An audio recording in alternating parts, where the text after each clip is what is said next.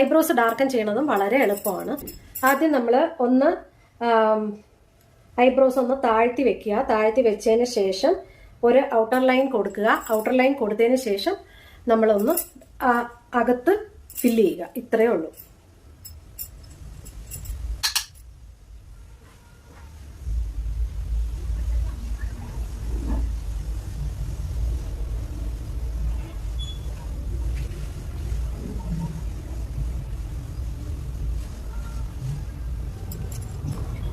മുകളിൽ ഒന്ന് ആക്കിയതിന് ശേഷം പിന്നെ താഴെയാണ്. ആ താഴെ നമ്മളൊന്ന് ബ്രോസ് പൊക്കി വെച്ചതിന് ശേഷം വീണ്ടും താഴോട്ടൊന്ന് അപ്ലൈ ചെയ്യുക.